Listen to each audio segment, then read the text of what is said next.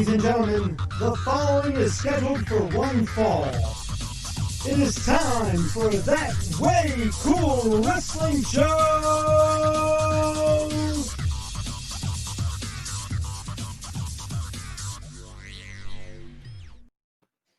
Hello, everybody. Welcome to That Way Cool Wrestling Show.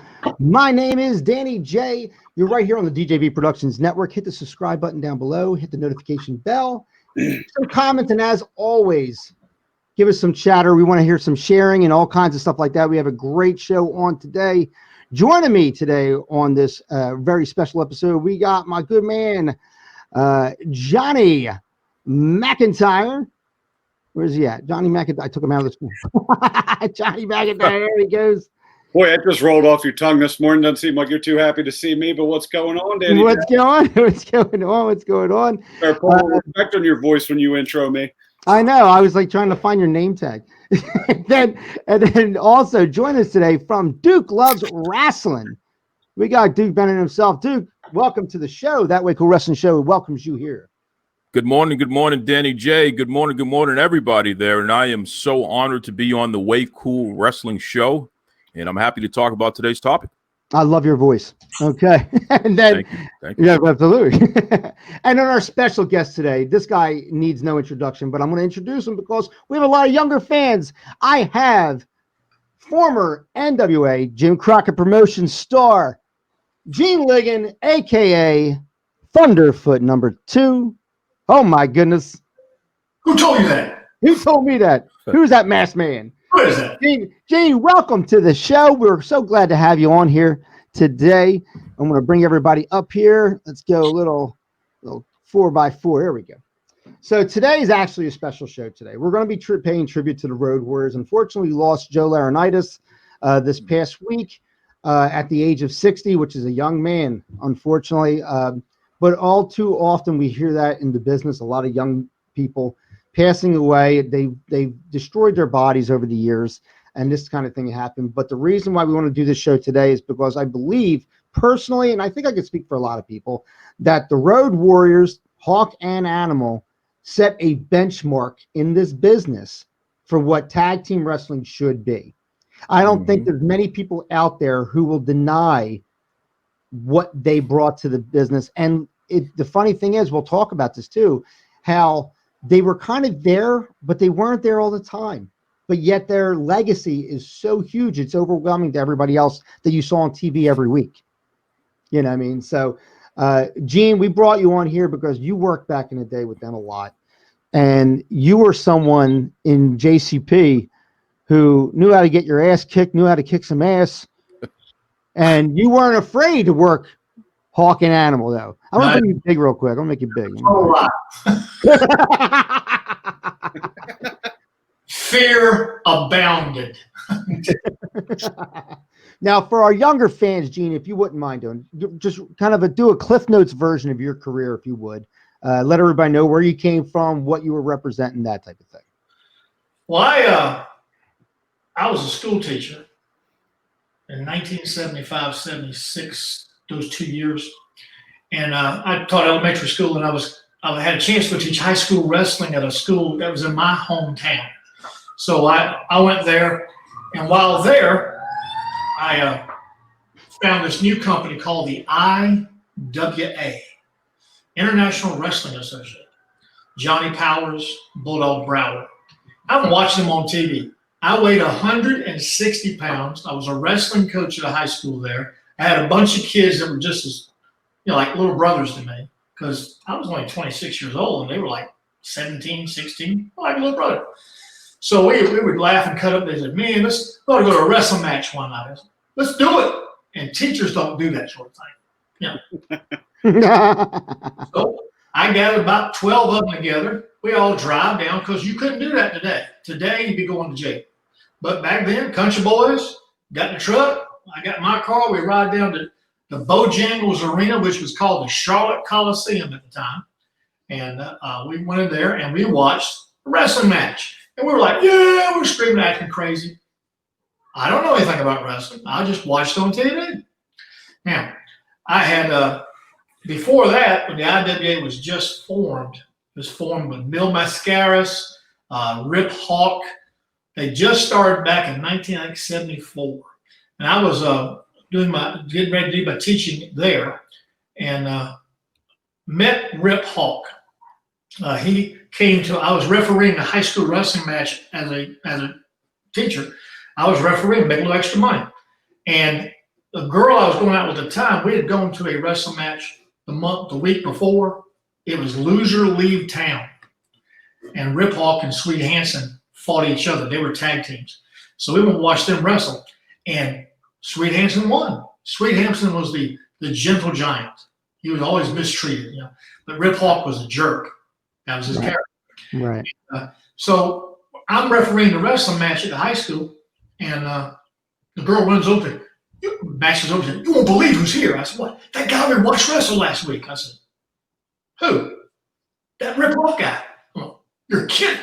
So here he comes, walking right up to me. I said, "Oh my gosh, look like a giant. He's 5'6". I'm saying, "Well, here we go." I said, "Hello, Mr. Hansen." I went, "Oops, I mean Mr. Hawk," because I messed up his name.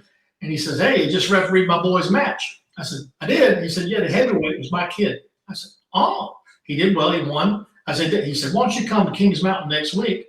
I'll introduce you to some of my buddies." I said, "Sure."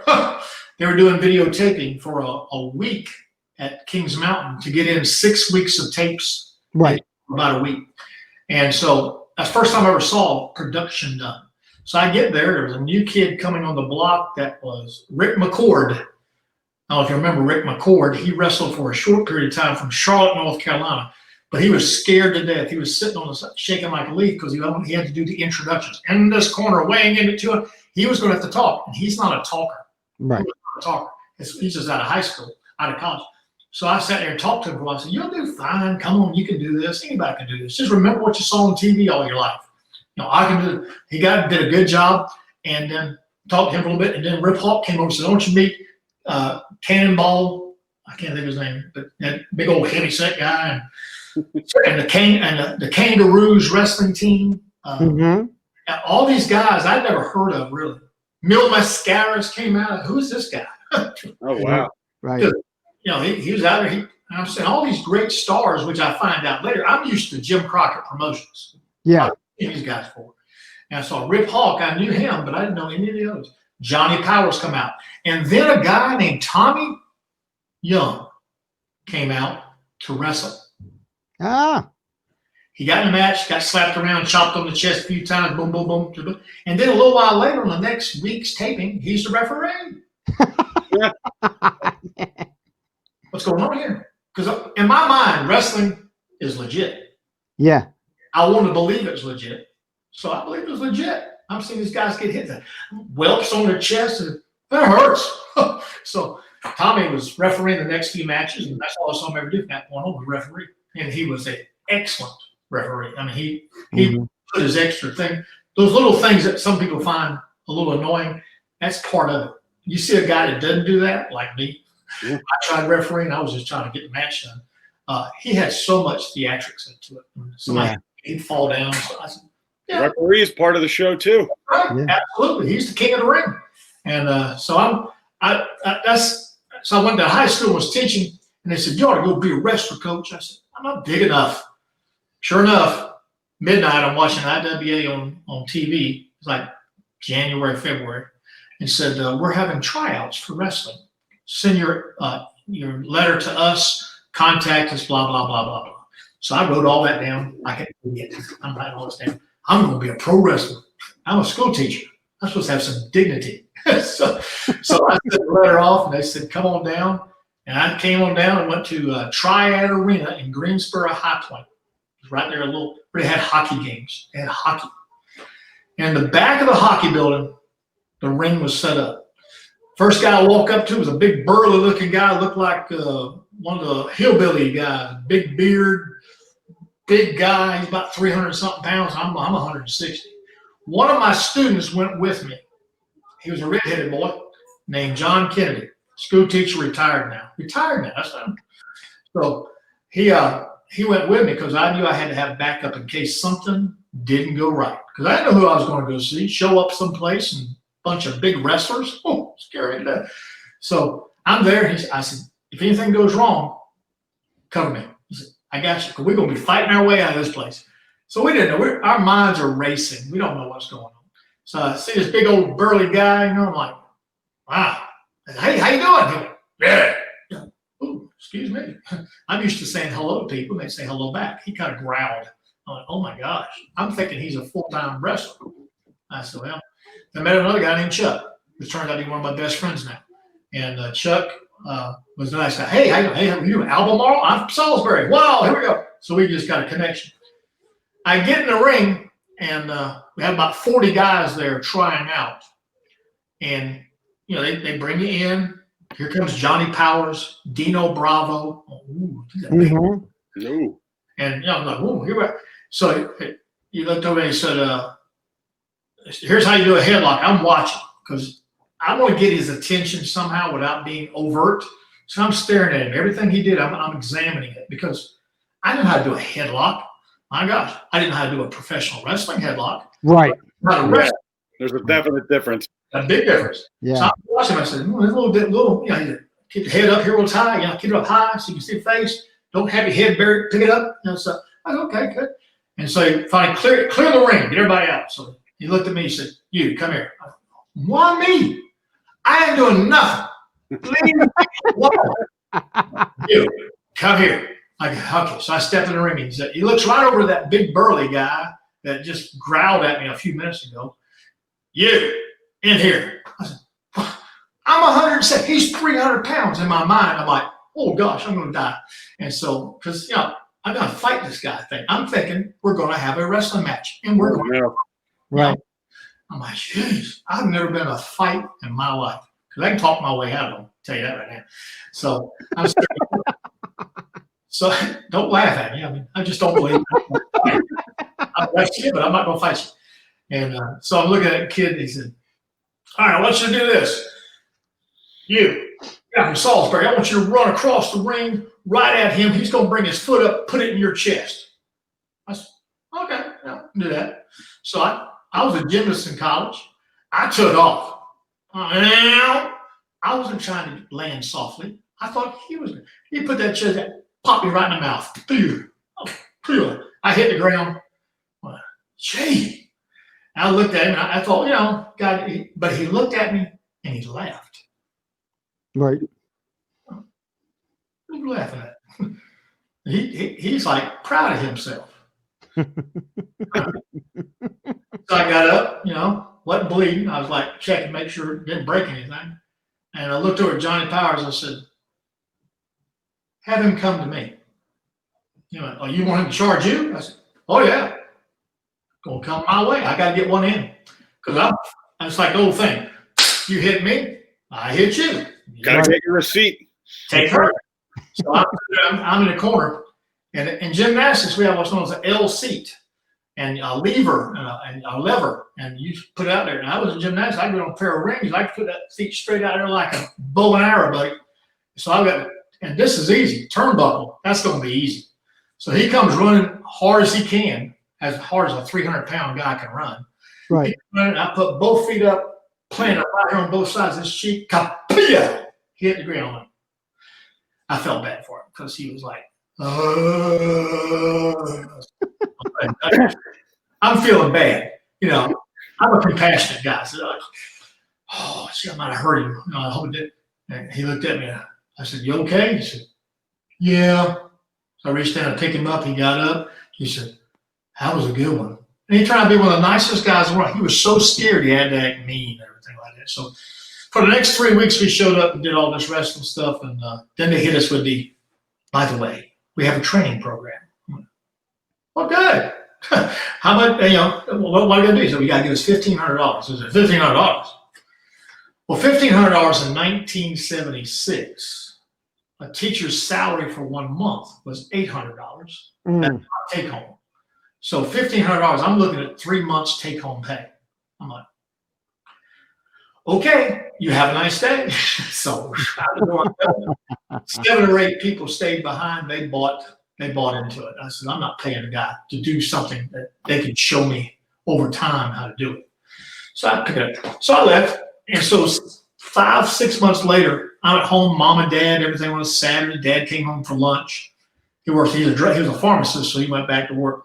Came in, we're listening to Paul Harvey. Paul Harvey at 12 o'clock from WSAT in Salisbury, North Carolina.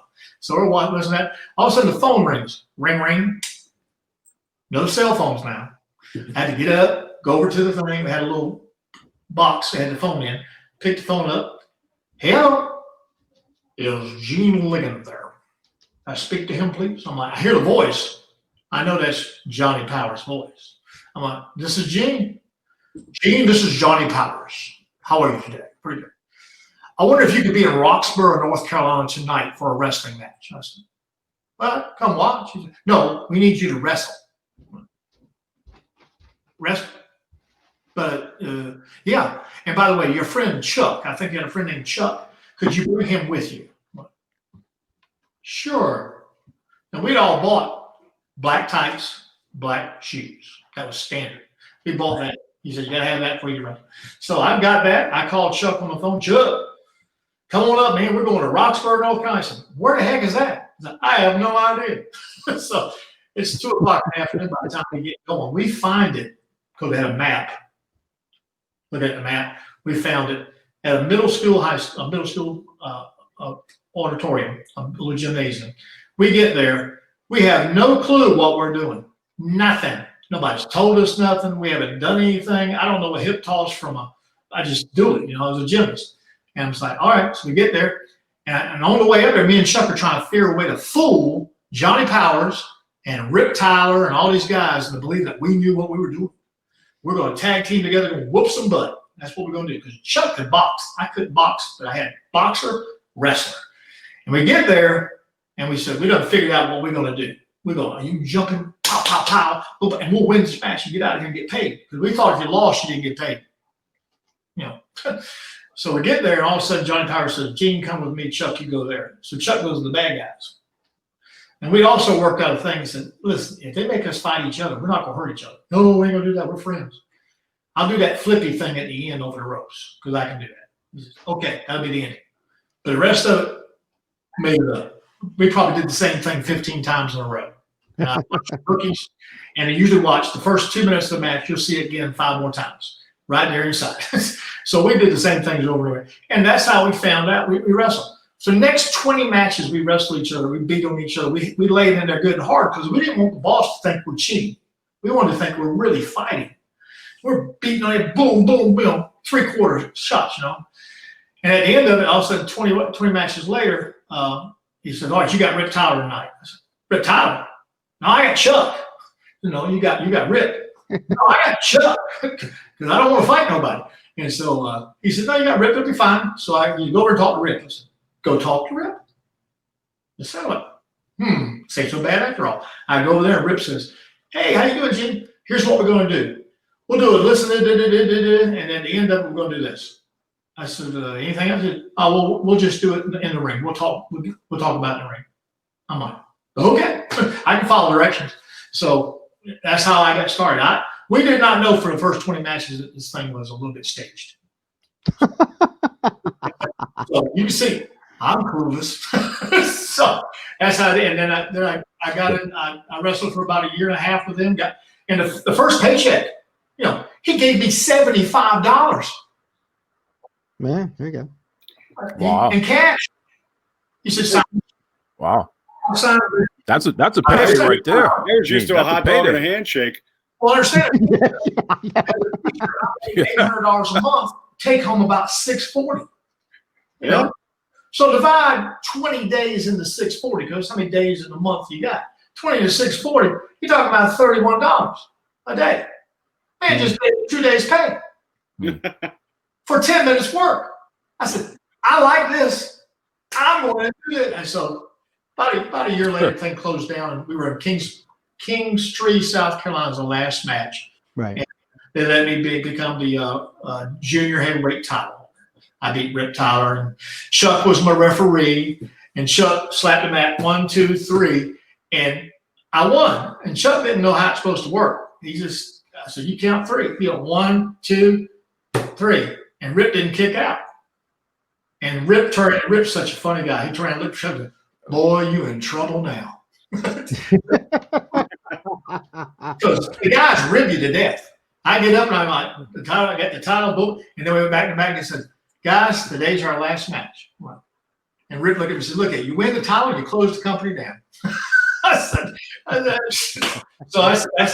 another 5 years went by. I did a couple of little independent spots, and then my dad got sick. I had to go home and be with mom and dad, and then dad got better. And while I was home, I was looking for a job.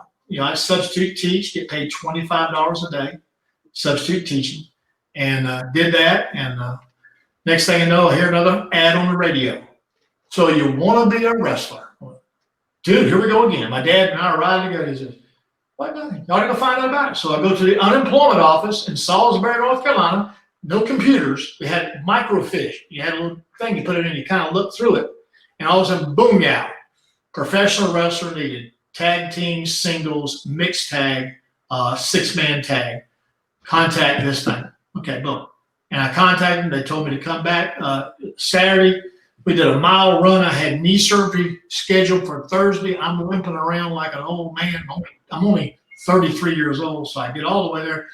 He said, man, let's do all this push-ups and all this stuff to break you down. Mike Rotundo is in the ring waiting for us, along with Jerry Briscoe. And I'm like, and Jerry Briscoe was a hero because I watched. You pick up independent stuff every so on late night TV. Ooh, and they show videos on Crockett. Jerry Briscoe, the Briscoe brothers are coming to town. They're the toughest, meanest, nice guys in Oklahoma, enemies in Carolina. So I'm serious. I get in the ring, Mike Rotundo. I'm worn out. I can't do a push-up anymore. I'm so exhausted. My knee's swollen. We done a mile run. We did the squats. We had to do a squat, run the top of stairs, back down, 2 squats, top of stairs, back down. And I'm doing about 200-something squats with 20-something up and downs. Then we did push-ups the same way. I'm like, holy cow. I know what they're doing. So I cheated. I counted, 12, 20. Yes, I did 20. So as soon as the first kid was done, I was going to be number 3. I got it. Yeah, I got it. So I get in the ring. There's Mike Rotundo. And Mike was playing the bad guy. He was just gruffy. He just left Syracuse. He's down, and he's just out of college. He's in shape. He's good. I mean, turned out, nice guy and everything. But he got in the ring, and he said, get in referee's position. So I dropped down. That kind of like, he looked at me like, well, he knew what that was. So now he knows I can wrestle.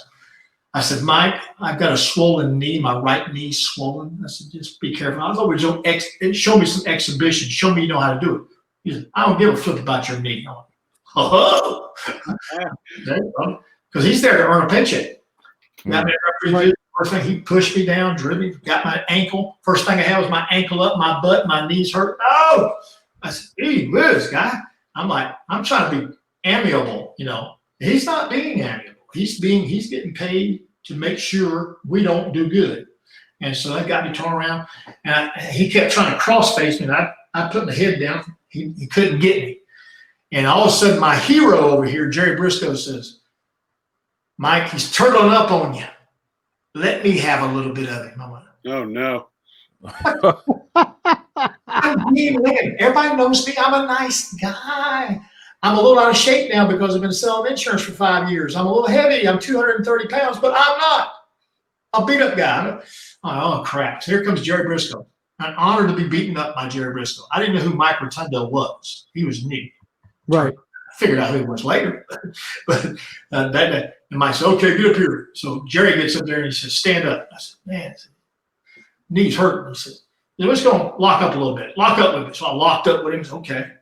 Lock up again. I'm locking up like amateur wrestling because I know how to do it the right way, and then had to do it the pro way. He said, "You do it left-handed." So we started doing it that way.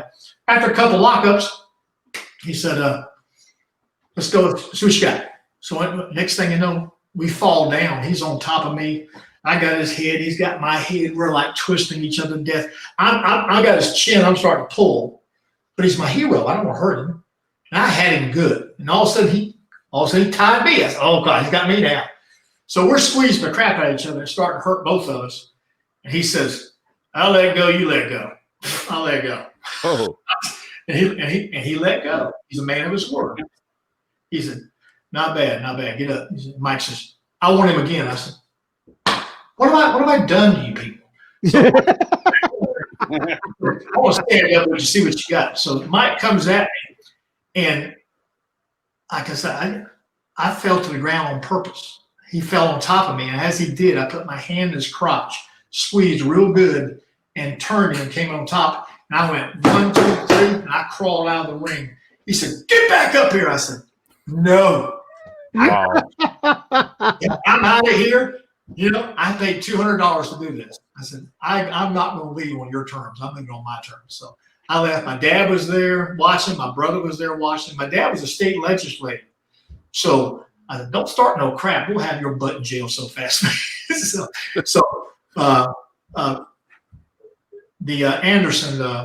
Gene Anderson was putting the event on, and everybody paid $200 to try out. And Gene took some money, paid the guys who he kept a lot for himself. He said, call us next Thursday. I said, all right. So I went up there, interviewed with Sandy Scott. They said, why you want to be a wrestler? I said, I need a job. I said, I know I'm 34, 35 years old getting there. I'm not going to be a star. I have no stardom. I need a job. I said, I have abilities. I don't know as much as the rest of it. I'm still green, but I listen, and I'm a company guy. So if you need me to be in Fayetteville, North Carolina, I'm on my way. I won't not show up. I'll show up every day. And he said, all right, Winston-Salem, first match. All right. And that was October, about a month away. Had to wrestle against I can't think. It's Jody Hamilton and Hercules Hernandez. Mm-hmm. The Assassins. They had I thought I was strong. And I've been strong my whole life. I could lift more weight than my body allowed me. And got injured now. I can't do nothing. But until I was grabbed by Hercules Hernandez, I thought I was strong. And I realized big boy. he grabbed me by the wrist and he shot me to the ropes. And usually you go and you kind of turn. I went so fast, my chest hit the ropes. And it was him giving me the pull. I come off, I turned around, I think, play out. Picked me up over his head like I was a feather. I said, note to Gene, get in the gym. We didn't have no gyms. And that's basically how I got started. And I wrestled for Crockett until about 1992 and got clothesline a couple of times. I didn't remember the match. And I'm like, I got a few concussions. And I'm watching, I said, I was hitting the ground. I was like, my head kept hitting the mat. Because there gets a point in your life in wrestling that when you hit the mat, you can no longer hold your head off. It always bangs the floor. And I know it's coming. Oh, it hurts. And it makes you go cuckoo. So I said, it's time to quit. So that's why I had my gym going then. Did for 25 years in the gym business. So I had that to fall back on. And I enjoyed doing that.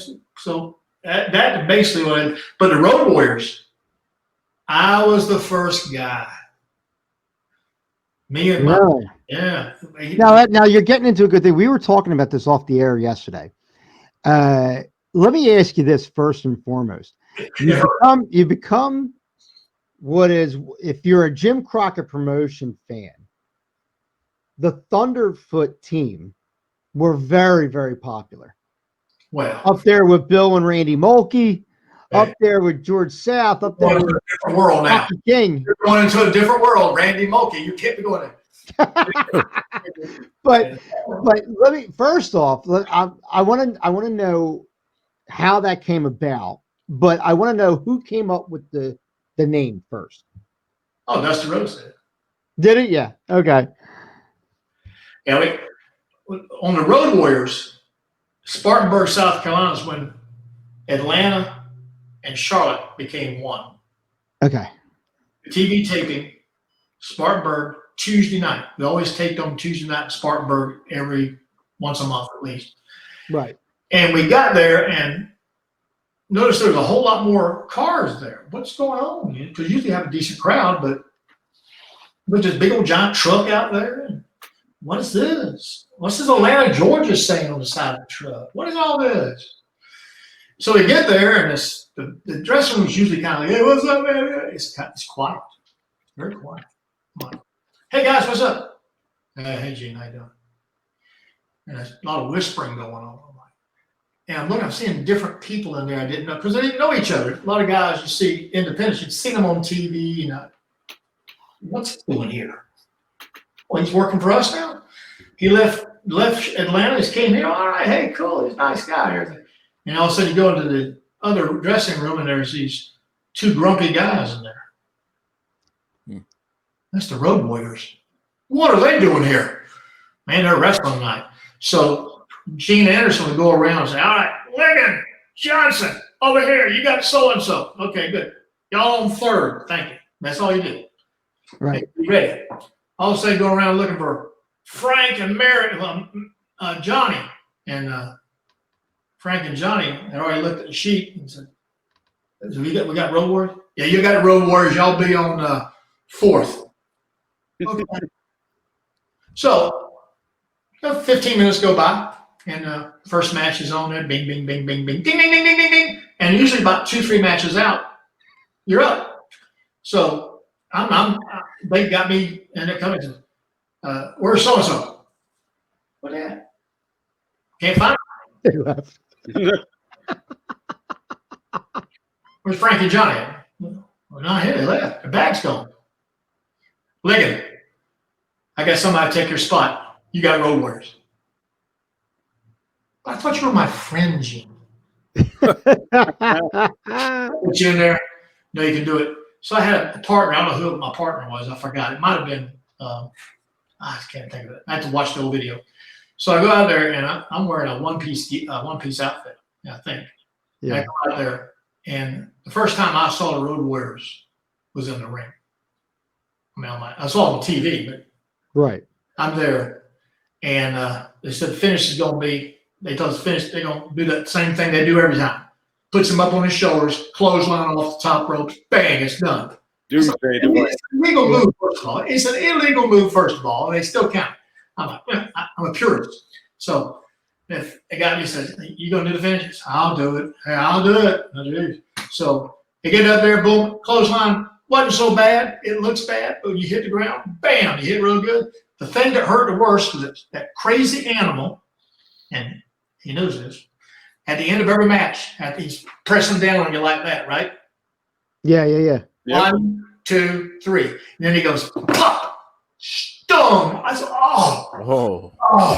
Didn't feel bad. Body slam didn't feel bad, but handprints on my chest feels bad. I mean, so that's the first match, and first match when they did it for the WCW, that was with us. And so, wow.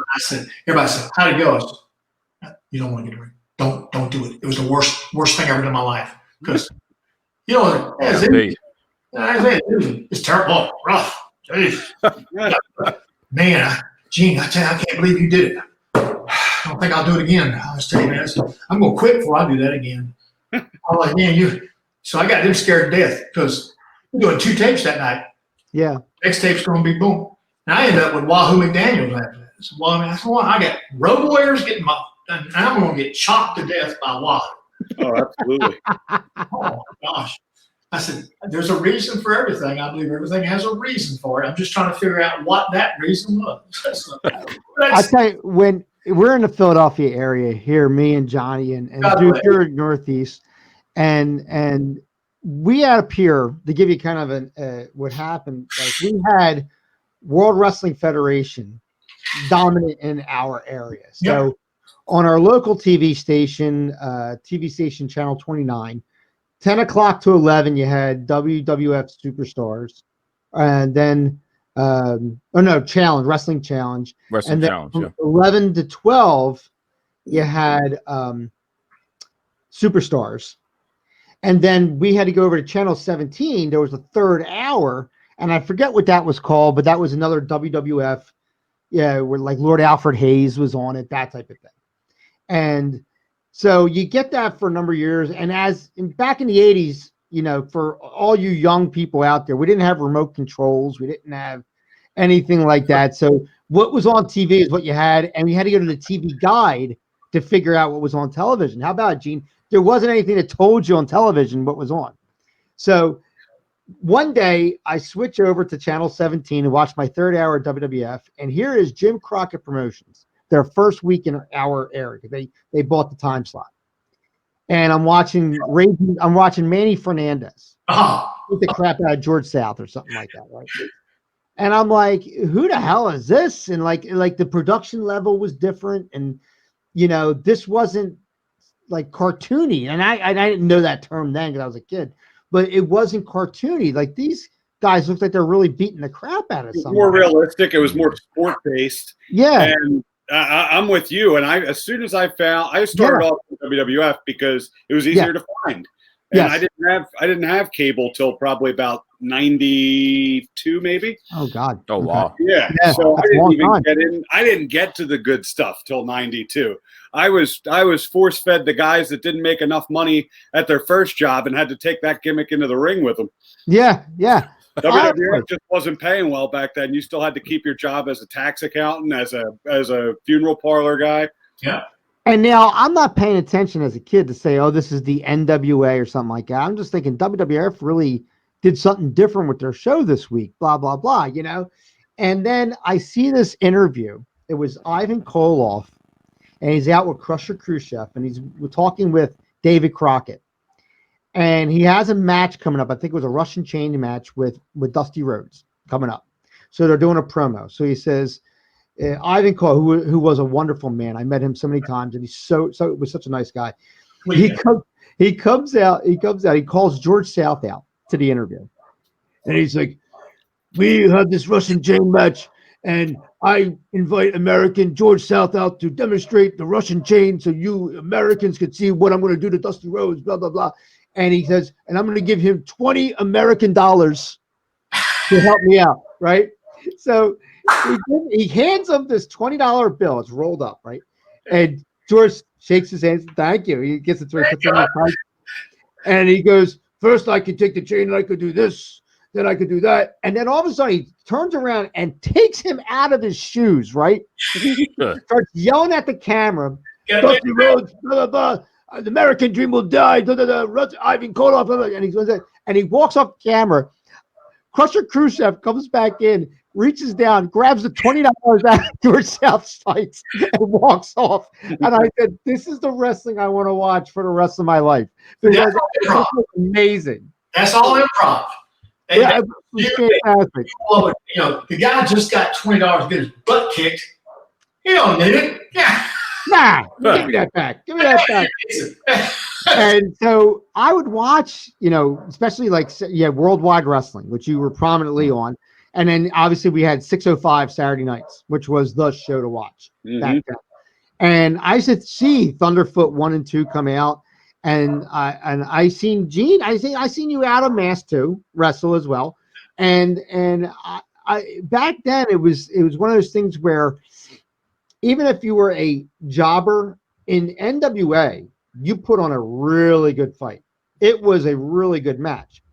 George South could wrestle around anybody. I mean, back in the day, Rocky King, he was one of the best guys to get his boots taken off his feet. That guy could sell like nobody's business. And getting into the business later on in life, and you learn what they're doing and how they're putting over talent and stuff like that. As a person in the business, you then start to say, "Well, I really appreciate George South. I appreciate Rocky King." And you got to remember, there's a reason why we remembered these guys who were losing, per se. You know what I mean? And it's because of what they did in the ring. And to see Thunderfoot 1 and 2, and you guys were these big, burly guys in black and these masks. And like to coin a phrase from JR, a slobber knocker in the ring, just be punching people up left and right, especially on the pretty boys, and stuff like that. Like guys like Magnum TA and who else was young back then? You had like Sam Houston back in the day. It was something to watch. And like I said, me being a kid and now seeing people who are like now beating people up, this is no longer a comic book to me. This is no longer some kind of theatrical show. And I believed it was real. Yeah, and I was me like, too. these guys are like, I said, holy shit. With these guys, Jesus. Like, Well, fellas, remember back then, what was the tagline? NWA, we wrestle. we wrestle. That was That's it. right. We That wrestle. We don't do all that other stuff. We wrestle, right? Yeah. That's what it was. See, there's so much theatrics now where they got all these scripts and everything. Right. Script. And I get that it was back then as well, but what you were describing was a common Saturday afternoon for me and Johnny, and back just waiting to see if we were going to get booked or not. And the first thing we learned above anything else was always bring your gear. Oh, yeah. Always bring your gear. Never go to a show without your bag in the car. I went to a show with no intention of wrestling. I went to a show with no intention to wrestle or anything. It was at a local high school, and my buddy was putting on. I had a DJ that night, and like literally in like about 3 hours from that time of that show. And I show up, and our friend Chuck, who's on That Way Cool Wrestling show, he was talking to somebody. He says, "Hey Dan, you have your gear, don't you?" And I said, "Yeah, it's the first thing I learned. My gear is always in my car. It's in my trunk." He goes, "All right, you're in the bed." He goes, "What do you got to do tonight?" I said, "I got to work. I got a DJ." He goes, "What time?" And I tell him, he goes, "All right, you're in the Battle Royals, the first match. Just get in the back and get dressed." Okay, and get chopped and thrown around. It was the first time I wrestled in a number of months because I was hurt and I was just getting better and stuff like that. And I was in this a lot older than the other kids that were there. If I was at the time 33, these kids were 21, 22. So they're bouncing up, kicking up, and all kinds of stuff. I'm walking to the bar to try and get a glass of water because I can't breathe anymore. And all I did was run the ropes for a couple times and take a clothesline, because I was so out of shape at that point. And so I get into the battle royal. They slap the shit out of me. They beat my chest up no more. They throw me over. I'm able to skin the cat, and I'm like, fuck it, I gotta go DJ. So I just drop, go to the back. And I said, I'm done. My chest hurts. I got to go work. And I go to the job. I couldn't pick up my speakers. I had to have somebody pick up my speakers for me. They said, "What's happened to you?" I said, "No, it's a long story. I'm not going to tell you about it." So, but and then when I went to go get my hot dog, they were already out. So I didn't even get my payment for the day. No hot dog. Poor guy. I didn't get no that hot dog for me. We do donuts down here. Yeah, right. Right. So, but now. This show, and like I said, we're bringing it back in here. We're talking about the Road Warriors because unfortunately we lost Joe Laurinaitis this past week. We were saying this off the air as well. They were the benchmark for tag team wrestling, and I like to have this conversation with true wrestling fans that know tag teams and stuff like that, because there's the Road Warriors, there's really good tag teams. Then there's teams that were all over the place. And I said, like, a lot of times there was very few people in wrestling who were a benchmark. If you really think about it, because if you think back, Jim Crockett Promotions, they were so large. We saw different people every week, unlike the WWF, who were recircling and seeing 25 people every week and stuff like that. They would be talking about Dusty Rhodes and Ivan Koloff, and meanwhile, I'm seeing Denny Brown. Yeah. Or I'm seeing Tully Blanchard or whoever. Very much a territory system instead of like one company running the show. Yeah, and so you got to see a lot of talent. I remember one show they came on. They weren't in the studio. They were doing like a remote thing, and I got to see the Batten twins for the first time, Brett and Bart Batten. And I was like, wow, where did they keep these guys from? These guys were great, and they went against, like, I think might have been like Brad and Bob Armstrong in a match or something like that, which is another tutorial to watch, And so we got to see a lot of different stuff with NWA and the Road Warriors. The funny thing was that they were so legendary, but you rarely saw them. That was the thing. You rarely saw them. They did a lot of wrestling in Japan. The difference in the crowd philosophy was, you're not going to see these guys on TV. You got to pay for it. Yeah. You're going to pay to see these guys. And if you did see them, it's going to be like, something special. I think that's part of what's wrong with the business today and why it's not as successful. You're seeing the same guys every week. Like you're not getting getting any breath on TV.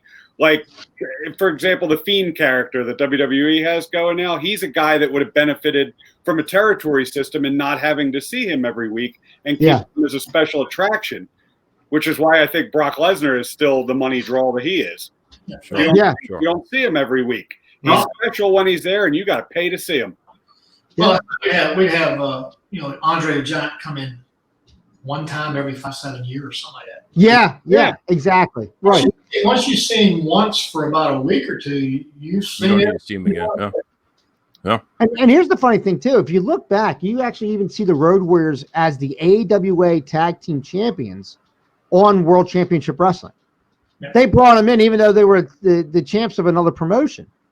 And slowly. Yeah. I had Nikita Koloff. He was, at first they didn't have him do anything because he basically didn't know anything. And, right. I said, wait, it's pretty good. Got it. Hey, clothesline, body slam. And he had to learn, and he learned very quickly. I mean, he's a talented athlete, good friend of mine. And I think he was brought in by Joe Laurinaitis too. I think wasn't he? They all up there in the same area. And Rick Rude, Nikita Koloff, all them. Yeah, bring him in, shaved his head. You're Russian. So here's a great way to rib somebody. They said, Ligon, because they'd always call me. I had my gym and everything. Ligon, could you bring some weights down? We got a video we're doing. We need to have some weights. I said, okay. And so I brought a bench down, brought 225 pounds for lifting, and they got some fake weight, which was styrofoam spray painted, stuck it in the middle because they could do 225 with no problem. Right. He could knock that out, but he wasn't going to do that much benching. But I brought 40-pound dumbbells. Right. Because I just had him one time. He didn't clock me. I said, I'm going to make him work. So he's got to do some. So he's got the weights, right? So I bring the 40 pounds. He's thinking they're fake. He can't be fake because they're locked. They're locked. He can't fake it. So he's doing the bench. He's doing shoulder presses with 200-something pounds. And he put 300 pounds, 400 pounds, which are two foam rubber things. It looked real, but straight at 225. That's pretty good. And I'm like, okay. Now he said, got to do some curling. I couldn't do it again. Still that angle. So, he wasn't faking that. He's like, and they said, look at it. And Arn Anderson, one of the funniest guys you ever met. He had more. He was such a wise cat. He said, look at, did you bring them weights? Yeah. Man, you killed him. I said, the biceps are going to be sore. I got clothesline by him last week. He ain't going to be able to clothesline nobody anymore because them babies are like pumped. They're pumped. Hey, Nick, can't you do 40 pounds? He would not speak English around any of us. Wow. He was in character the whole time. Yeah. All the time. He didn't want to be like, hey, what's up, guys? And be the goofy guy, which he's a fun guy. But he was, does he speak English? Well, he's from Minnesota. Maybe. Just working the boys. Working everybody because we just sit there and watch him because he worked his gimmick good. He worked on learning Russian words to say and stuff like that. Yeah. It's funny you say that because when I had a chance to meet him, this is right before we actually started this show. And I was in pre-production and I was getting stuff done. And I said, I got a chance to meet Nikita Koloff and Lex Luger at a local show that we were doing. And I go in the back and I'm having conversations with both of them. They're both very nice men. Lex Luger was phenomenal and Nikita Koloff was great. And I said, Nikita, would you mind doing a promo for my show? Blah, blah, blah. He goes, yeah, sure, brother. What's the show? And he's very Minnesotan, right? Yeah, what's the show? And okay, God bless you. Very good. Okay. He goes, now, what's the show again? I said, it's this. And he goes, okay, give me a second. He turns around and he's like, and he gets into the whole thing. And I'm like, at this one point, I don't consider myself a mark, but at this one point, I am marking like a son of a bitch because I'm like recording. I'm like, he's doing the Russian thing. He's doing the Russian thing. This is it, right? He's a mark. And I said to my wife, we're going to sit down. And I said to my wife, I said, if this show never comes to fruition, I have this on my phone. I could die easy knowing that I have this on my cell phone. So this is fantastic. I had Nick as one of the first matches he ever had. Oh, get out. We're in Columbia, South Carolina. He's not been seen much because he don't know much. I always got the guys who were coming on and needed somebody to work with them because I insisted. I had no ego in the thing. My job was to make the show look good. So I'm trying to think, what can he do? He got clothesline. That's why he's got the clothesline. So I'm trying to think of things. So the thing is, Ligon, first thing to understand tonight, he never leaves his feet. He never leaves his feet. So I got you. Because he's got to be so solid that no one can pick him up because he's such a rock hard man. Yeah. And he doesn't do anything. He does a couple of elbows and knocks you down. He'll leave his own feet, but I'm not slamming him. I'm not hip tossing him. I'm not doing that stuff because he's Nikita Koloff, the Russian bear. Russian Nightmare. Yeah, Russian Nightmare. Yeah. And so I'm like, okay. So I'm in the ring, I'll lock up, and he gives me the old push. I go flying through the air. Everybody, come on, Ligon! Shut up. So I'm like, here we go. You thought get killed. So everything he did to me, I go to body slam him, can't lift him up. He picks me up, bam, slam him. Oh, I have to think of things he can do because he's not done much. He's not had much training. So I'm sitting there, and he's done beat me up a couple of times. Boom, boom, boom. Now it's time to get your little comeback. I got to get a comeback because if he beat me up for 10 minutes, who'd he beat up? Nobody. And the philosophy was you've got to give him, show it you really got something, and he had to struggle to stop you because it's supposed to be competitive. And so I start making a comeback. Bam, bam, belly, plop, plop, across the chest. Boom. He backs up a little bit, and that's got everybody fired up. In the turnbuckle, I'm going to go give him a Beal, which is a hip toss from the turnbuckle. That's all it is. I go to Bealing, and he goes. Oh, God. What? Leaves his feet. He hits the ground. He flipped in the air and hit the ground. I look over there, and Ivan Koloff's on the sideline going, oh, you screwed up now. Ivan, no way. I'm trying to make an excuse to tell the crowd, listen, I really didn't throw him. I didn't do that. But I can't say that because this is professional wrestling. So I go to pick him up and shoot him off. He reverses it, boom, boom, clothesline, boom. It's over. Right. Sandy Scott, big. These are all old-time ribbers. They ribbed it. Ligon, we told you he's not supposed to leave his feet. I'm like, but Sandy, there's no way I can pick that big Hulk up with my one arm and throw him in the air like that. He left his feet. Like, it's your job to make sure he doesn't leave his feet. Crockett's not going to be happy about this. What? He did it. I didn't do it. He did it. But you set it up. It's all your fault. I'm like, You set it up. He says, gotcha. I said, oh, man, leave it alone. I mean, that's just the way the whole crew was. Everybody was. Well, the funny thing is, like, when we talk about talk about how big the Russians were. I think they really needed someone to oppose the Road Warriors because they, much like an Andre the Giant, there was nobody to equal stature to them. Now, let me ask you this: out of everybody back then, and we'll go around. Like, I'm going to get everybody's attention. Like I've always said, the Road Warriors are here, and everybody else starts at this level, and they're what you're looking at as a poster. Who, in your eyes, back then, were an equal stature to the Road Warriors, aside from the Russians? What do you think, Gene? Well, as far as somebody could work them really good. I mean, as far as stature, the Anderson brothers to me. I mean, Arn Anderson. Oh, I mean, that's the Road Warriors were a younger version without all these extra skills. Yeah. But the Minnesota Twin, the Minnesota Wrecking Crew. Yeah. Oh, yeah. Just best guys.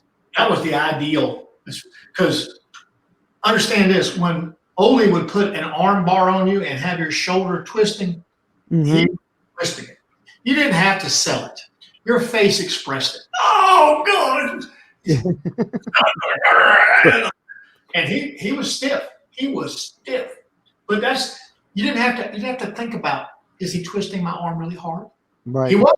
And you reacted to it. And we understood that when you got in the ring. And they would take it as much as they gave. That was how. That's a very good That's a very good option there. Because the wrecking crew were notorious for being just these rough house guys, etc. I mean, Gene and Ole, and then bring Arn in when Gene. Arn was the, he was talented. Ole was talented. Gene was he could put it in, but Gene had retired and everything. But Arn was amazing. Arn, we were in Greenville. When the Thunderfoot left Kansas City to come back, right? We had left here, flown out there. Me and Joel Deaton flew out there to wrestle two guys who were the champions over there, Central State champions. There were two little guys who were a Latino, a Mexican Mexican descent. Nice guys, but they're playing as Indians. That was okay. Had the whole thing, had a little extra. And we're going to go in there, though. And when guys come into a territory, there's a respect thing you have amongst the guys, And I'm like, they told us we got to go in there and beat them up in 2 minutes. 2 minutes? How? We can't do that because the boys are boys. The boss is the boss, the boys are boys. But then the boss says, do it in 2 minutes. You might have a job.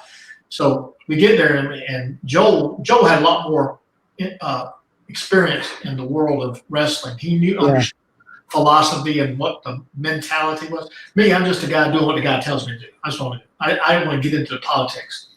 So we get there and we tell the two guys, and Joe Lucas and his guys, they want us to go in there and smash y'all right away. Done. Wipe you out. So they would lose all credibility as champions because we just get beat crap out and boop, 2 minutes, stay by. So we told them, we're not going to do that. We're going to carry you a little bit. We're going to come in, pound on you. We're going to give you a comeback. And they gave them a little bit of a comeback, and then we went about 6 or 7 minutes. Didn't go long. But we didn't want to get in trouble either. And they just telling you up front. And they took it well. They didn't like it, but it wasn't against us. But then we flew back and then drove out there and stayed 3 months. We arrived in Greenville 3 months after we'd been in Kansas City all that time.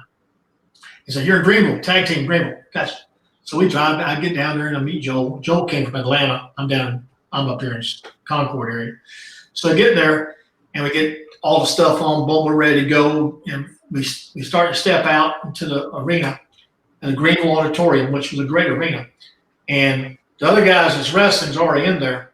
And they said, introducing from parts unknown, Thunderfoot 1 and 2. And the place went boo. How do you even know us? We've not been on the air. We've not been on no, as far as you. We've been in Central States, Kansas City, because there's no satellite TV going on. Right. I said, what are you? They've been showing tapes of us at night, at midnight, and 1 o'clock in the morning of us wrestling. They were showing, because Crockett Angles lose money. He's videotaping everything over there. He edits and puts us in TV shows at night. People been watching us at midnight, and they knew who we were. And as soon as we started walking out there and boo, I said, "Joel, you hear that?" Joel says, "We're screwed." I said, "What do you mean we're screwed?" I said, "The crowd's going nuts. Boos are like cheers to the bad guy." He says, "They will split us up. We're getting too much heat." What do you mean? I said, I thought I'm business oriented. Right. More people will come see wrestling. Yeah, but they're not coming to see who they want to be seen. We're not the guys. So Dusty will split us up. I said, but we're his gimmick. I'm getting more heat than Dusty. Dusty's got to get all the heat. I said, I don't understand. I thought if I put butts in the seats, that's what business was about. It was about ego too. So from that point on, we had a couple tag matches. From that point on, we never saw each other again, except for our TV taping. And I'm like, we're in the Jim Crockett Cup. And that I said, that's how it made no sense to me. So they just killed us off. I said, we could have had a good little run, but I was limited in what I could do. Joe had much more talent than I had. Yeah. I could adapt, but I'm not very creative on what to do. I repeat some of the I just knew because I wasn't raised in the business. I wasn't taught the mentality. I'm basically starting at 33. Right. At 38, I'm like, dude, I'm only a few more years to go and I'm done. So I just, you bring up an interesting point, though. We're talking about Dusty Rhodes for a second. He's obviously the booker, and he's putting together a lot of different stuff. Now, he puts himself together with the Road Warriors, are obviously the act. And, you when you're watching it in the 80s, you're just seeing this and you're loving it and blah, blah, blah. But then you look back and you hear people talk, and I've heard interviews with like Ronnie Garvin, and I heard interviews with other guys from Jim Crocker Promotions, and they talk about Dusty this and Dusty that. And I'm like, let me go back and look at stuff. And I look at it, and it's like, you know what? Dusty really did align himself with whoever the hot ticket was at that point. He was a world 6-man tag champs with the Road Warriors forever. All of them defended one time. I mean, I didn't even know they had the titles until they came out with them one day, And then, because remember too, they're showing stuff like you said in different markets. So in the Philly market, I saw them wrestle as a 6-man one time. That was it. Yeah. And then then when Sting came in, Dusty was teaming with Sting. And I was like, oh, really? I'm like, so I was like, all right, I kind of get it here. And obviously whoever was friends with Dusty and whoever was getting over, Dusty would try and get with and do this thing. Just like with Luger. Luger was real hot when he first came in. He was green as green could be. And he did that program with him. But now the Road Warriors themselves, they're getting all these accolades. They're getting, obviously, you could tell they're the thing. You know what I mean? Is there a scenario where they were like hard to work with, or were they very humble guys? How were they in the locker room? Oh, it's funny. They were always wisecracking. They didn't take themselves, too seriously. They took the business seriously, but you didn't cross the line either. Right. Well, yeah. I stayed at Joe's house when his wife was pregnant with his son that plays pro football. Oh, okay. They said, come stay with us. Stay at a hotel, right? I said, no, come stay with us. So I slept on the couch, which the couch was like a queen-size bed. I'm like, had big screen TV and everything like that. And it was just, he was always very nice to me and everything. Because Joe he's one of the boys. And so, but in the ring, get ready. It's coming hard. You better be ready for it. But he was a nice guy. I mean, he could be rough, I guess, but he was always nice to me. And that's the only thing I don't care what somebody else says. He was a jerk to me. I said, well, that's to you. You might have been a jerk back. I don't know. But I just go by right now I'm thinking Johnny is a nice guy, but right. He is a McIntyre. And you know how they are. I've read about McIntyre. It's just kind of scary. We're not nice guys. We are nice guys. Such guys. Only about two things: drinking and fighting, and we're out of booze. Yes, right. Now, I mean, the main thing is now you said, and Bob, Johnny, I want to get your thing on this. What were, in your eyes, who was a tag team that stood up in stature with the Road Warriors? Yeah, stood up in stature. Sheer physical appearance. You could say the early teaming of Sting and then the Dingo Warrior, the Blade Runners. Yeah. From a pure like muscularity and stature purposes, I mean, that match would probably be junk in between the ropes as soon as the bell rang. Yeah. But certainly you put that on a poster, that's going to sell tickets. Yeah. Absolutely. But as far as match quality is concerned, I would say Road Warriors squaring up against the Miracle Violence connection of Dr. Death, Steve Williams, and Terry Gordy. Yes. That's and a very good one. If I'm not mistaken, didn't they have that? Was it about 91, 92? They had that tag team tournament, and it came down the Road Warriors and Miracle Violence Connection. I think it did. Or it finished up, and Miracle Violence Connection won the tournament to get the shot at the Road Warriors, or something to that effect. Yeah. Now, for me, honestly, and I always thought this. For me, a stature team would be Rick Rude and Manny Fernandez. When they were together, I thought those guys could beat the shit out of everybody. literally. And they showed it in the ring. They when Rock and Roll and they were feuding, I said, "There's no way Rock and Roll's getting past these guys," and they did.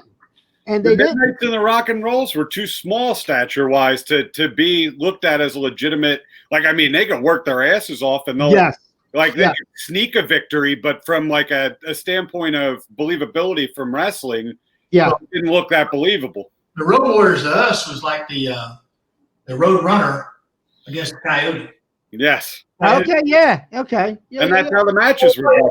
No way that little bird can whoop that Coyote. Yeah. No way Rock and Roll can beat the Road Warriors or what? No way they could do it. But he always found a way to win. Always found a way. And I was like, when they came to Shelby, North Carolina, is when Rock and Roll made their appearance for the first time. They've been at Tennessee wrestling, for $50 a night and $75 a night. And boom, they brought him in because they think maybe we can do something. Because the one thing about Dusty is that he saw talent. He could see in his mind. He had a creative mind. Of course, always worked around them being with Dusty eventually. Yeah. But when he found him, he said, "Boom, I have an idea," but then he controlled it. But when they came to Shelby, North Carolina, and they said, "You tag team against Russians, all this stuff," and next thing you know, they beat them in Shelby, North Carolina. You don't see that happen. It's usually in big arenas and stuff. This place held 1,500 people. Right. Yeah, you don't see that too much. 100 seats, so it'd be about 1,900 people there. Not air conditioned. Lights are shining like crazy. We're there. I went to Gardner Webb, which is right down the street from there. Balding Springs and Shelby, 7 miles apart. Played softball at Shelby Recreation Center since I was 23 years old, all the way to my 30s. And I'm there back there wrestling. Hey, Ligon, my first wrestling match I ever went to in college, first time I went to a wrestling match was in college. I went to Shelby Recreation Center and saw Johnny Valentine against another wrestler. I forgot who the wrestler was. But that's when Don Kernoodle had just started wrestling. Yeah. And Johnny Valentine came out that night, and people were booing him. What a big crowd. They were booing him because he's having to do a show. He come out there with his black stuff on, and he walked out there slowly. And this big man, farmer-looking guy, looked a lot like a McIntyre, to be honest. Stand there and stood up. He said, "I'll kick your butt on it." And Johnny Valentine turned and looked at him. He leaned in and stuck his chin out and said, "Go ahead." And the guy's like, aim right for the grays. And he sat there. He held it there. And the guy's, the tail went between the legs, and he sat down. And turned and walked away and got in the ring. Johnny Valentine. Nobody messed with Johnny Valentine. He wasn't a very big guy. He was just had. Right. He had your mind. He had your mind. That's the first match I ever saw him wrestle. That's crazy. Now we're going to be ending soon, but I want to ask you this: based on how they were placated in the ring, based on how they were promoted, was there any animosity in the locker room for these guys, or was that like, because if you know the business, you're like, hey, this is the business, that's what it is. So ego should be like left at the door anyway. But was there any kind of animosity towards the Road Warriors based on how they were promoted and they were just running roughshod? I think the only time I saw them in a match where I honestly thought they were going to win and they didn't was against Blanchard and Anderson, who are obviously a very comparable team, for them to go against. But it was almost like a rough shot. Was anybody in the locker room like, oh, yeah, there's Dusty's boys or anything like that? No, we had respect for them. Yeah, because that was what we wanted to be. We wanted to be the Road Warriors. Right. I might want to have the talent of the Rock and Roll Express to do all the moves and everything, and have the ability to think on your feet and come up with things. Road Warriors, though, were like, dude, Nikita Koloff and Ivan. Ivan was so well respected. Nikita came in. Who is this Nikita guy? Well, Nikita earned his spot. He earned his spot. This guy picked it up quick. And the Andersons were always – the funniest thing about the Andersons was everybody was they'd razz each other back. Yeah, you think it used to be somebody, the Andersons, we're a rock and roll express, we're the Midnight with this, Midnight Express, great guys. Fantastic. Just wonderful, great stories.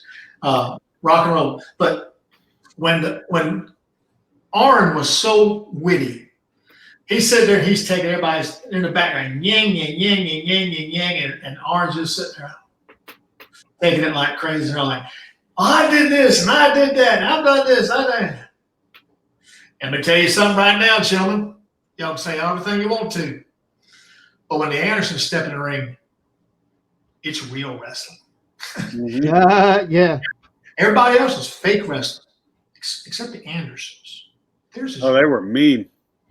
Because the crowd, even you ask the Marks thought, well, we know it's a lot of showmanship, except for the Andersons. Except for the Andersons. Yeah, they're the legitimate ones. That was the trend. Everybody thought, well, yeah, that's pretty good match. You could have done better if you did that. But no one thought, if you lost to the Andersons, it's a butt kick. Well, no, it was all staged up. Sure it was. Yeah, they kicked your butt. And that was the difference was, my matches with so-and-so, oh, you lost on purpose, didn't you? So, no, I really tried hard. Oh, gee, you didn't try hard. Come on. And if you wrestle, but I saw that Anderson match you had. You got your butt kicked. I said, no, it was off stage. No, we know better. They kicked your butt. Now, let me ask you this in closing. If there was a Mount Rushmore of tag teams, that's the Mount Rushmore question. Who is on your Mount Rushmore of tag teams? For me to reach, to wrestle against, or something like that? Oh no, just, like if they said, Gene, we need you to rank. What tag teams? Professional wrestling, four sculpted in stone tag teams. Well, the Andersons would be number one, and Warriors would be number two, and the Russians would be number three. Rock and roll number four. Rock and roll. All right. You know what? Rock and roll still going today at 63 and 64 apiece. God bless. That's not to say that one's better than the other, except that's sort of like if you put a parentheses around it in a group, times it plus that plus that. They can interchange at different times depending on the circumstances. Sure. If you want to see, there's a lot of animosity. We want to see a butt kicking fight. So for me, I'm a little bit younger than just a little bit. So my tag teams are a little different, but I really put my Mount Rushmore tag teams together. I really have a hard time with it because I love tag team wrestling more than I love singles wrestling because there's more of an art form to doing tag team wrestling. Yeah.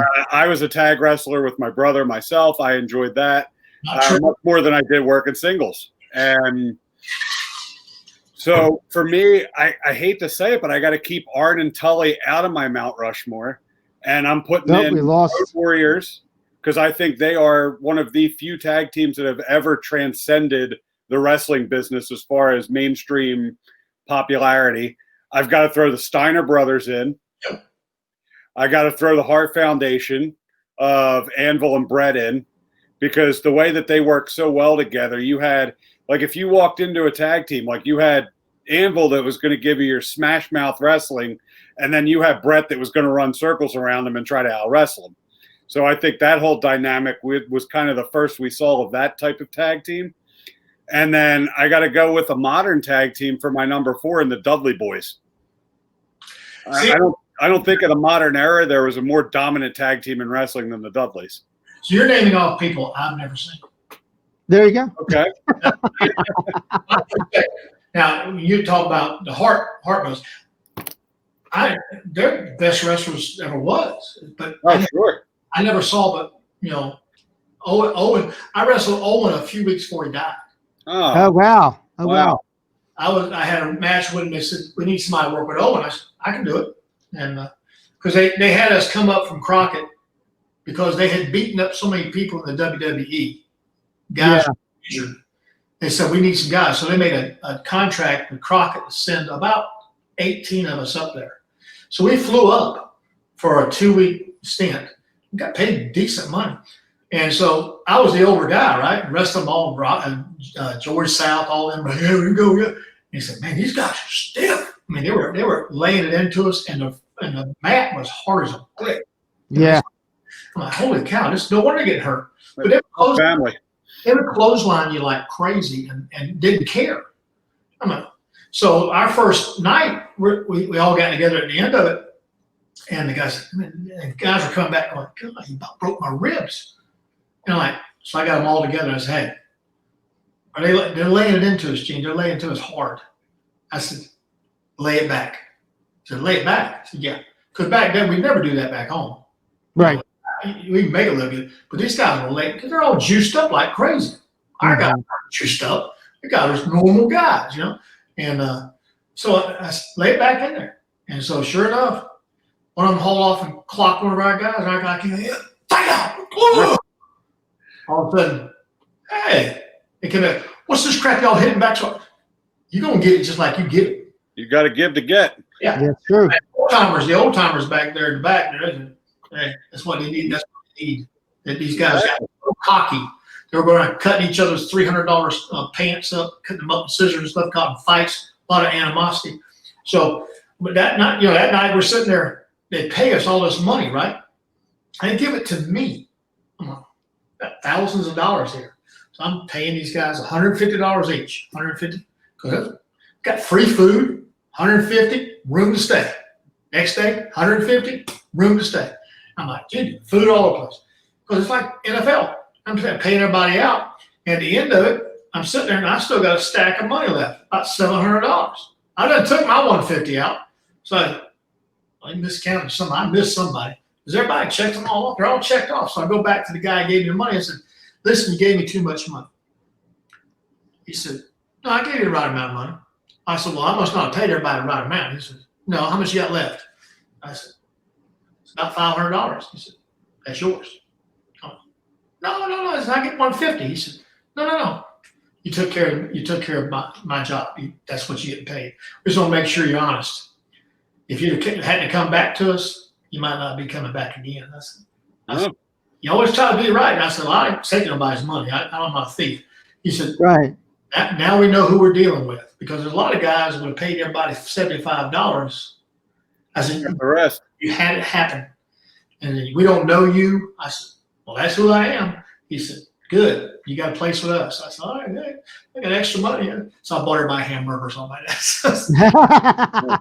I'm sure Dan will agree with this, but the amount of times we were told, wasn't a good house tonight. This is all we can give you. Drive 4 hours for a $5 bill in your palm of your hand. Man, been there, done that. Yep. And I tell the guy, I said, listen, you got to pay everybody fairly. I mean, you put the event on. Did you promise me $50? Yes. I didn't make no money tonight. I understand you didn't make no money tonight, but I'm not taking donuts. Nope. So what can you? I can look around, count. You had 23 people show up. They paid $5 each. You lost. Wow. Yeah. Did they pay you extra to take the clothesline from the Road Warriors? Do what now? Did they pay you extra to take the clothesline from the Road Warriors? I would have answered for an extra $10. Yeah, they did. I'll give you $10. Let me eat it. Yeah, you just got paid flat. Yeah. Doesn't matter who it was. Just to circle back, Dan, what's your tag, Mount Rushmore? For me, I got to put the Road Warriors up there. I got to put them up there because I just think they're a benchmark. Understood. Rock and Roll Express have to be up there because even to today, they're like the Rolling Stones. Oh, shit. Ricky Morton's still going today. He is. I know. God bless him, right? He's still good. I gotta go with Anderson and Blanchard. I gotta definitely go with Anderson and Blanchard. And I would have to say Steiner Brothers would be the other one, because if it wasn't the Steiners that I had on there, I would be going with the Midnight Express. Oof. It's tough, man. There's been too many good tag teams. But there really was. There really was. Evaluate this conversation another 15 years, I think it'll still be the same names.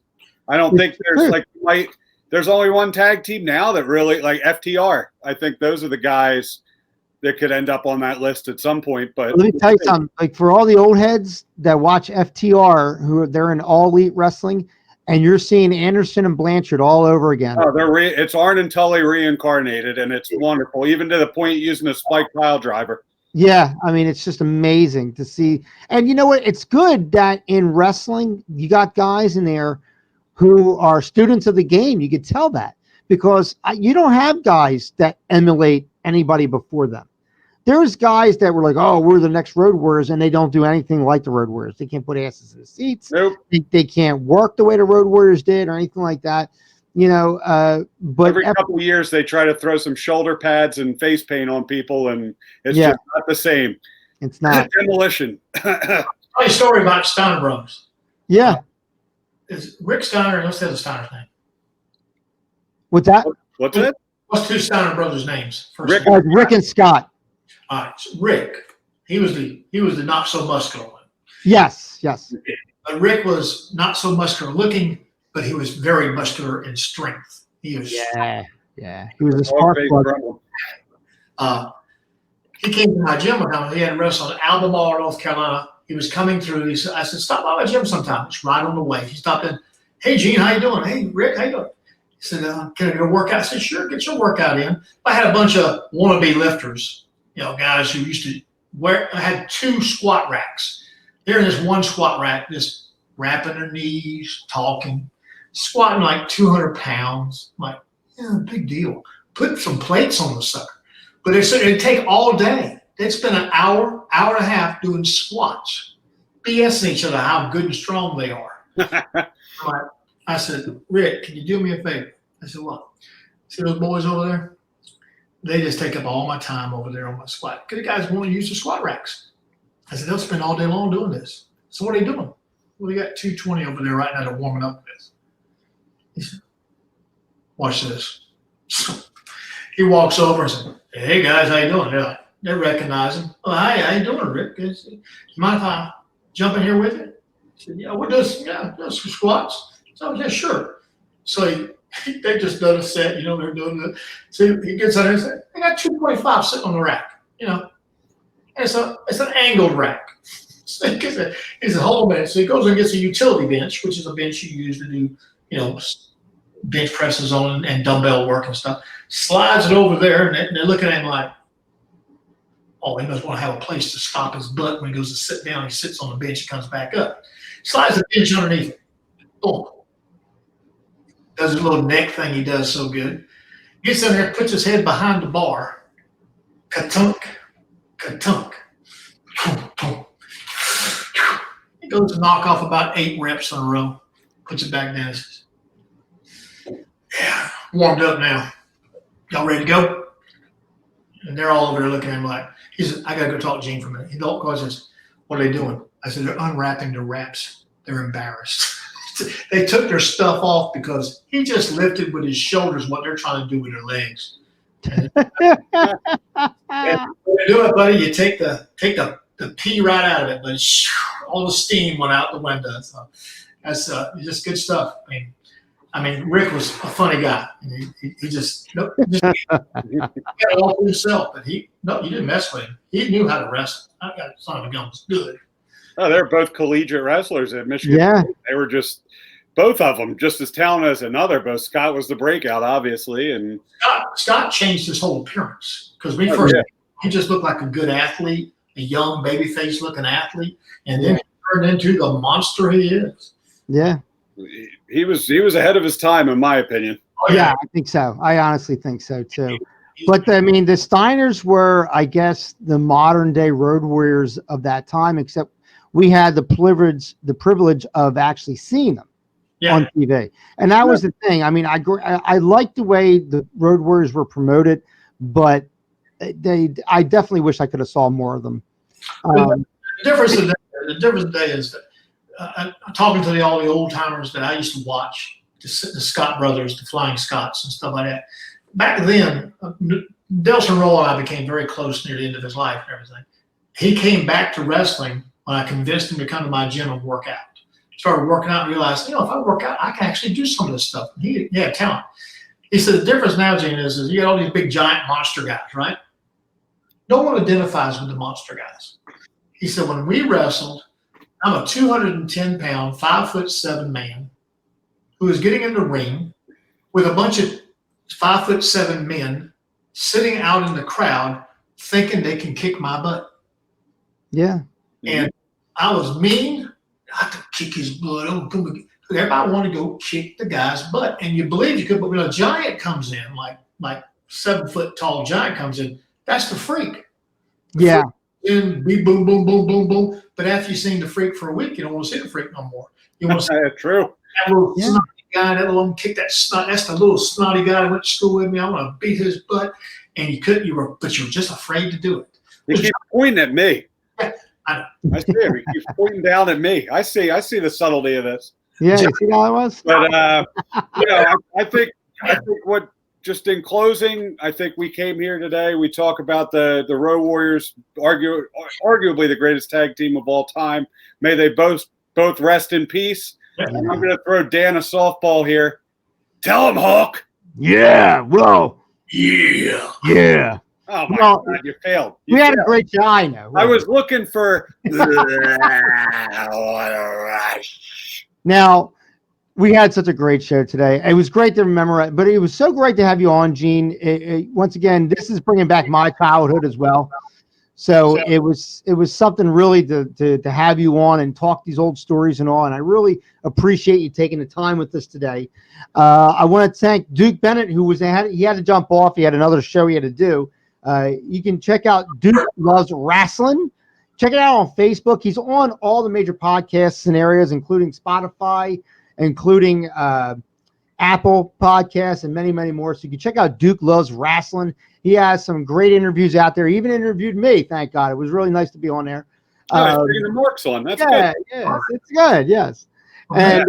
And Gene, once again, it was so great to have you on. You're such a pleasure to talk wrestling with him. You have an open invitation to come back on the show anytime you want. Definitely. Well, thank you so much. It was truly a pleasure to meet you, sir. And thank you for filling up your bump card for our enjoyment all those years. Well, stay in touch. I enjoyed the whole career. It was fun. Do you still have the mask? Yep. Do you? Oh, see that.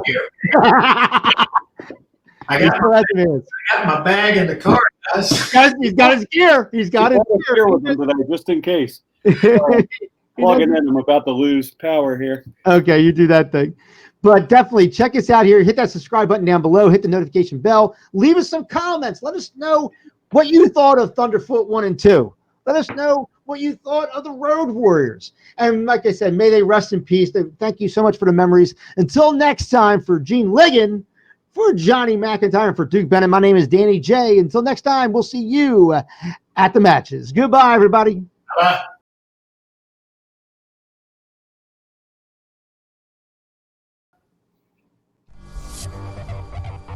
The proceeding was produced by DJB Productions. Go to www.thatrealcoolwrestlingshow.com.